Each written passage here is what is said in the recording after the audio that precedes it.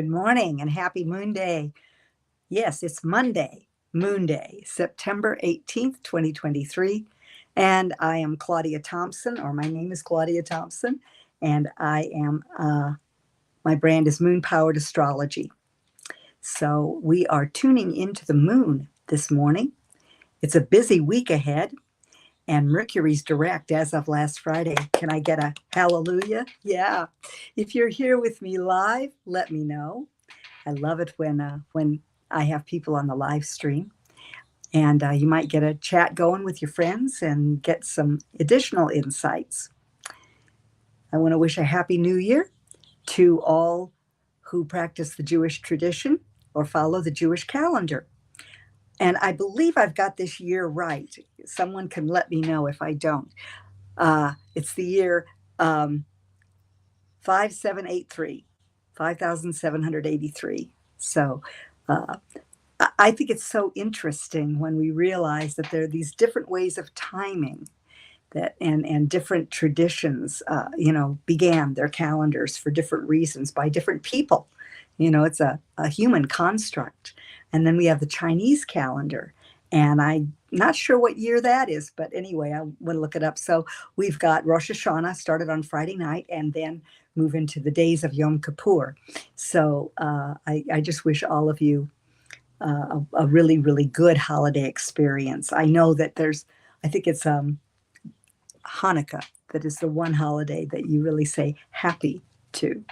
The rest are about the journey. And a friend of mine was saying that not only is this, the new year, it's also the birth of creation. Pretty amazing, pretty apropos for this time, wouldn't you say? Yeah, the birth of creation. So it's big stuff. Everything right now seems to be big stuff, right? Cosmically speaking, earthly speaking, in all of our lives, we're really being pushed mightily to evolve and to adopt our own love revolution, beginning with us. So let's start with the heart drop, as we always do. So put your feet on the floor, your palms up in your lap.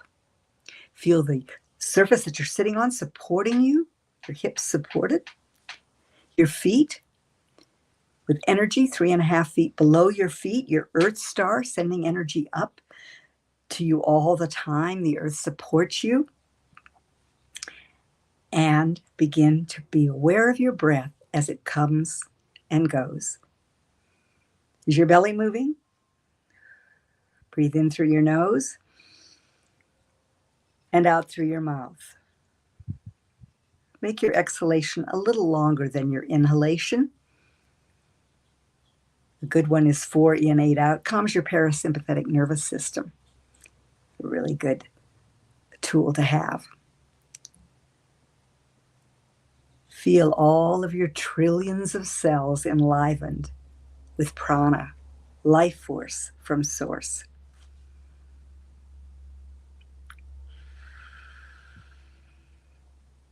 Now on the next breath, as it goes all the way up to your crown, white light pours down through your crown, filling your whole body and purifying, cleansing away any negativity, sending beautiful healing light to anything calling for healing, and helping you be right here in the present moment, the only point of power.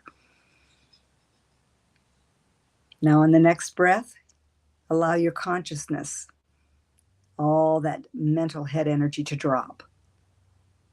As your consciousness drops behind your facial mask, down through your throat, through your chest, coming to rest in your heart. And on the next inhalation, breathe in rosy pink light, the beautiful ray of self-love, beaming its magic into every chamber of your heart.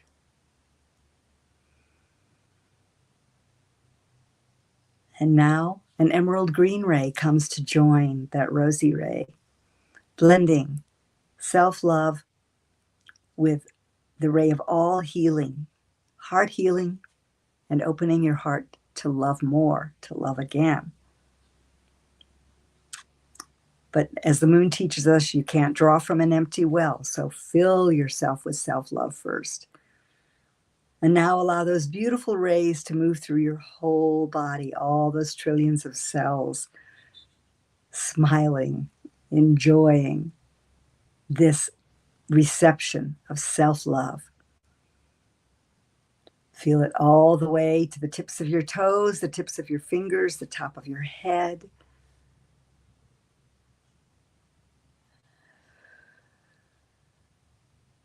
And now the energy moves through your whole body and out through your skin, filling the field around you with love, love, love, love, love without limits. And now that energy fills the environment that you're in.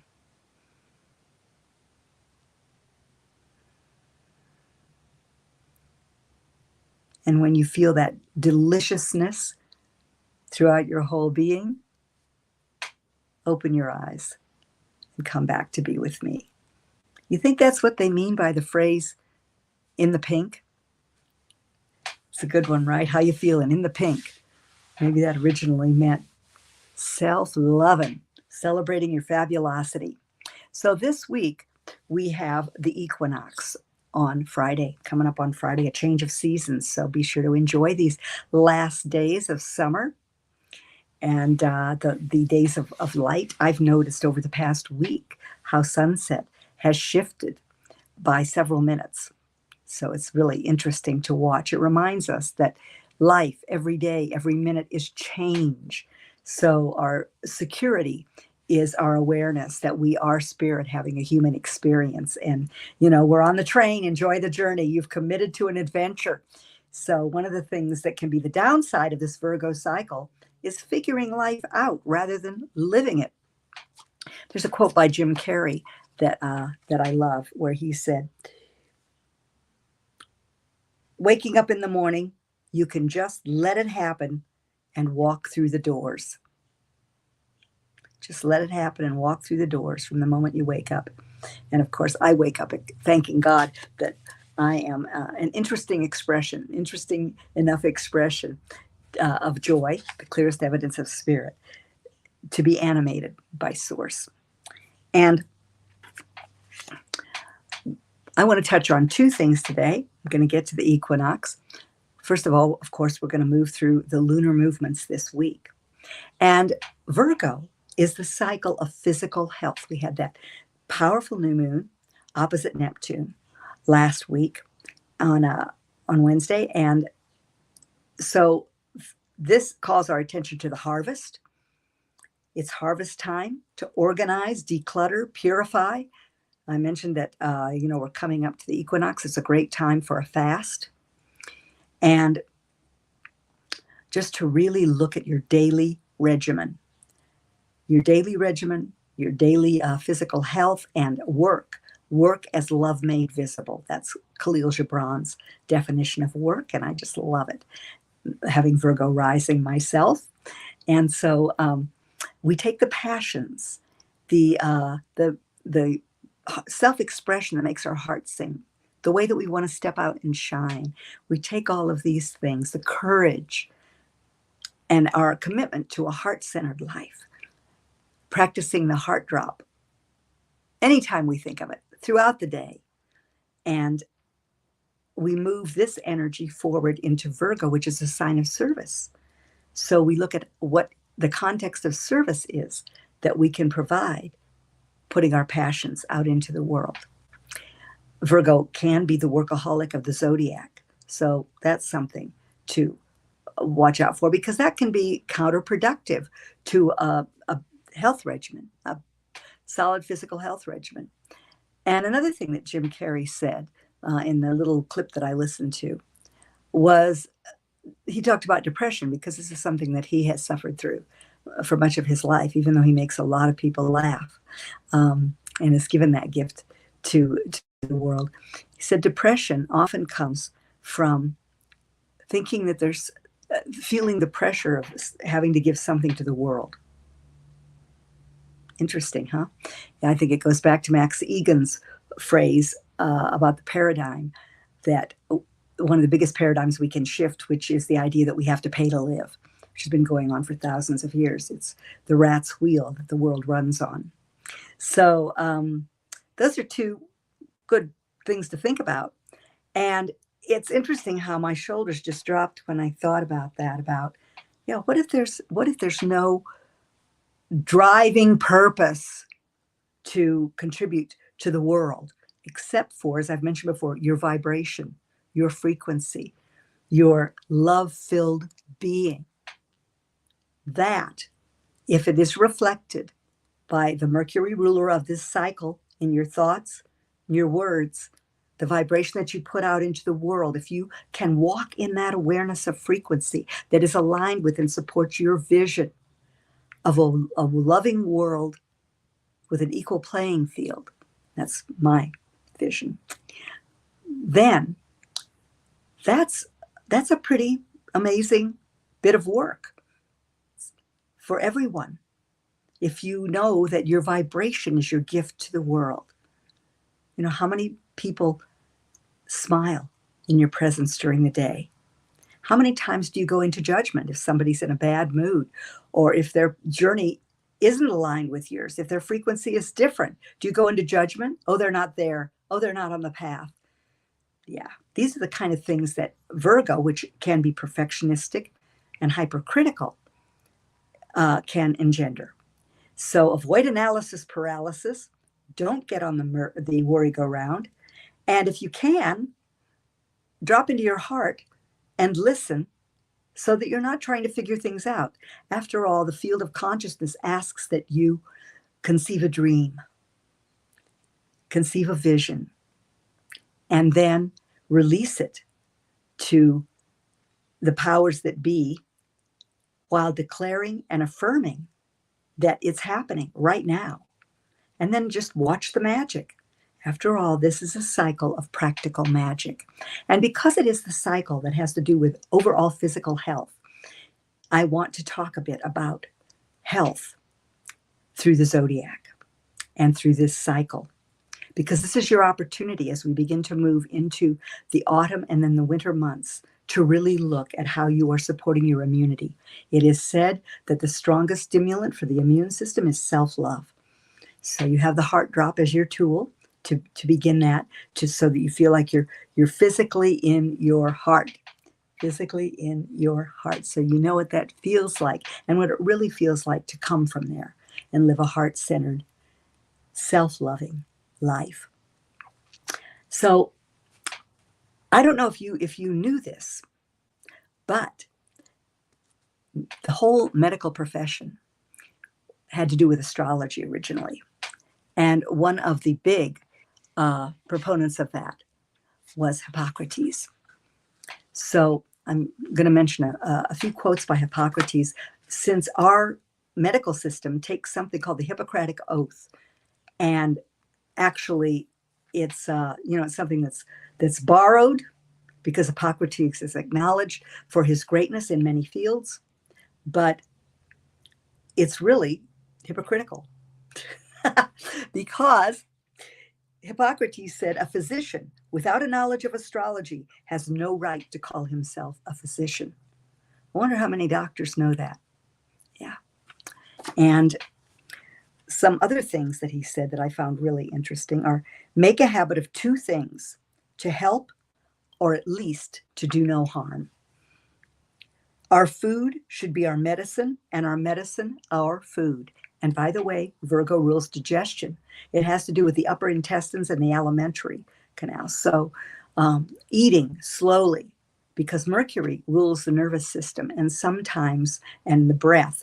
And so sometimes the lungs, Virgo is working and up in their head and not really chewing, allowing the enjoyment of a meal, of each bite, and really remembering that digestion begins in the mouth.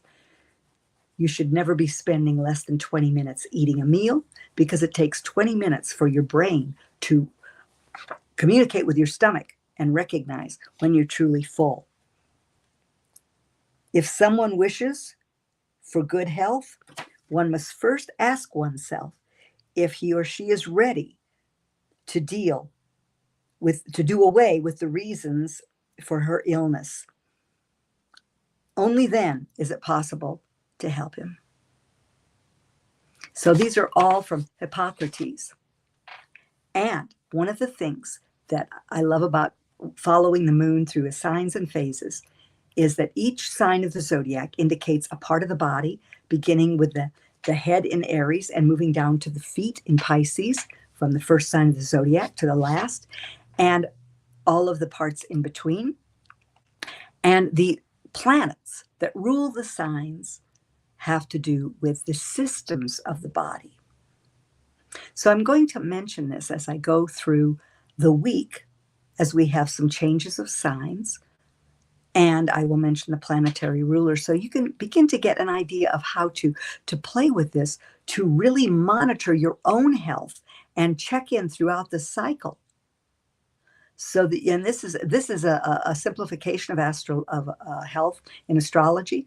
Those who practice it look at the aspects and all sorts of things. But if you want to just simply be checking in with your general physical health during this cycle so that you can really set a good regimen and make the shifts and changes that you'd like to make in current habits that are not serving you, perhaps this will, give you some ahas. So today, the moon is at 6 degrees of Scorpio right now, and we are in the crescent phase. So Scorpio is emotionally intense and has a lot to do with power. It's double ruled. It's ruled by both Mars and Pluto. Mars until the 1930s, when Pluto was discovered, and then the sign of Scorpio. Pluto was assigned to the sign of Scorpio. And the crescent phase is the phase where 8 phases, 12 signs in each cycle. So the crescent phase is the phase where the sprout in the planting cycle sticks its head above the ground. The seed intentions that we've planted move into rising up from the soil of our consciousness to reach for the light, and feels the roots, which can be supportive or can be tugging on us, the roots of the past. So this is where we mobilize our resources, get what we need together to move in that forward direction to manifest those intentions. Or it can also be a struggle from the inertia of the past. And it may be both. I'm born into the crescent phase, and so I have certainly experienced both in my life. Oftentimes, crescent phase babies do not give themselves enough credit for what they have accomplished. And so this is something to remember. It's a tender time, so to speak, a tender time in the cycle. And with the sign of Scorpio in this current crescent phase, what draws our attention to the colon, the reproductive organs, and elimination. So, how are your daily ablutions? How are your daily bowel movements? Things like that. And are you eliminating old emotional wounds? Do you hang on, or do you forgive? These are good questions to ask. And forgiveness can be something that occurs all day long. Forgiving yourself for your perceptions and your judgments. Forgiving the things of the past that aren't here any longer and continue to sting you, so to speak. On Wednesday, the moon will move into Sagittarius, and Sagittarius rules the hips. So it's really good to be mindful as you walk, to be sure that you lift your leg from the hip and allow your foot to find the ground and the earth. Oftentimes I see people, especially in the older age group, shuffle. They are not picking up their legs from the hip. And you see models, you see the way that they walk in a very exaggerated way. But actually, there's something that can be taken from that, and that is to lift your leg from the hip. And also being ruled by Jupiter, which is retrograde now. So it's good to look at these things. Sagittarius rules the gallbladder, the liver, and the organs of assimilation. Jupiter rules these things, these systems. And the liver is the helmsman for the digestive system and for the emotions. The liver does a lot. It has a lot on its plate, which is one of the reasons that liver disease is so prevalent in our culture these days. So liver contains the word live, no accident. If your liver is healthy, you have a quality of life that's very different than if your liver is not healthy. This is why overindulgence, which is also ruled by Jupiter, can be harmful. Overindulgence of, you know, most anything. Moderation is good. Of course, we know, alcohol, things like this. And with this new moon being opposite Neptune, which rules addictions, it's really good to take a look at that right now. Do you think that more is better? Or are you able to look at the middle road in your life? And the moon moves into Sagittarius, by the way, at 7:05 a.m. on Wednesday. So Friday is a busy, busy day in the cosmos as the moon changes signs. At 1:20 p.m., the moon moves into Capricorn. And we have the equinox that day as well. And so the moon in Capricorn, which squares the equinox, is as it moves in. Capricorn rules the knees and the calves. And Saturn, which is the ruler of Capricorn, now retrograde. So it says, take a look at this. Rules the skeletal system, the bones, the skin, the teeth. And Saturn rules the skeletal system, as I mentioned, but Capricorn itself rules the knees and the calves. So it's a good time to, get your teeth clean, take a look at your health, at your skin, at, what is Pluto possibly calling on you to look at, to eliminate, to transform, as Pluto is retrograde in Capricorn. The equinox occurs at 11:49 p.m. that night, and this moves us into the last quarter phase of the year. So the word equinox comes from equus in Latin, meaning equal, and nox, night. We say equinox, and this is the autumnal equinox in the northern hemisphere.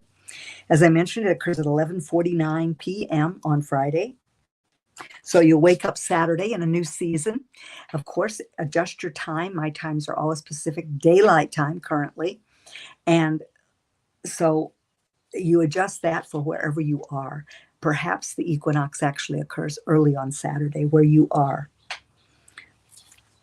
So the planet, that the Earth tilts. What creates an equinox?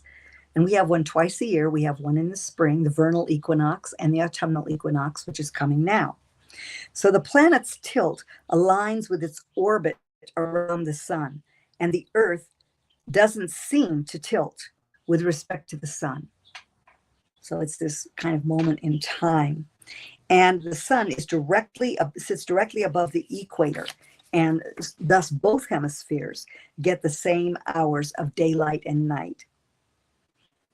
And actually, it's very, very close. But they're not exactly, day and night are not exactly equal. There's a few more moments of sunlight that the Earth actually gets during an equinox. So I thought that was interesting. And this equinox, autumn, it sets the tone for the next 3 months, but particularly for the next 6 weeks. I've mentioned before that the phases of the year are 6 weeks long. So we will enter the balsamic phase of the year with perfect timing on All Hallows Eve, Halloween, Samhain, as it used to be called. And the next 6 weeks, we are really in this theme, this Libran theme, because the equinox occurs when the sun moves to 0 degrees of Libra. And as the sun moves to 0 degrees of Libra, it squares this moon in Capricorn. So squares are challenging aspects. They ask that 2 different energies find a way to establish communication with each other. This square also is ambitious. So it asks us during these next 6 weeks to 3 months to move beyond the challenges that have been presented, the hurdles we've had to hop over regarding our long-term goals. We enter the last quarter phase of the year, and the last quarter is where we take stock. perfect for the continuation of the harvest. And the Virgo cycle harvest that we've begun moves into a context of looking at how we are going to share our harvest. And this can be, of course, Libra is a sign of relationships. We move out of the subjective area of the zodiac, which begins with Aries and moves through Virgo, and we move to Libra, where it becomes we. And we take all that learning and experience and bring it into a context of partnership. And we. It also has to do with alignment and balance, because Libra has to do with alignment, balance, justice, fairness, harmony, grace, and beauty. So these are things to really, really affirm and look for in your life. To see the harmony of nature everywhere, to see the harmony in your communications, in your relationships. And because the South Node is also in Libra, it's at the end of Libra, whereas we're looking at the beginning of Libra. We are looking at where there are maybe some relationships that are leaving our lives or that we're restructuring because it's just not a frequency match. And that's no harm, no foul. That's not you're lower than I am, I'm higher than you. It's not that. It's simply not a frequency match. We meet many people on our journey. We learn from everyone and they learn from us. And so it's a retooling. And there are some people who are here to meet a lot of people. If you have Gemini energy, Mercurial energy, then you're here to meet a lot of people. And so relationships may come and go. I look at it like a rock dropping in a pond where you have this central circle of people that are sort of like forever friends. And then the circles move out. And sometimes the circle widens and people pass out of a circle. Or, either way, you pass out of theirs, they pass out of yours. But oftentimes we go into judgment. Oh, they were this. Oh, they were that. No, simply a different frequency caught a different train. So as we look at this, we're going to have a full moon on the 29th in Aries. Yeah, this is another square to this energy. And that's going to be a motivational moon. So, it really is the time to look at what are you doing as the year winds down? What's your harvest? What did you want to begin this year with a shift in consciousness? Because everything begins in consciousness. What was the shift in consciousness that you were called to this year to support your ability to hop over those hurdles and meet those challenges? And where has your physical health been one of those challenges? So equal day and night. How will you share your harvest? How are your relationships doing? How is your perception of the fact that you are in relationship with everything and everyone, that web of life? Who's in your web? Be grateful. Show appreciation. It lifts your vibration immediately. And the more you can stay in the vibration of 528 hertz and above, which is love and above, the happier your life will be, and all of your interactions as well.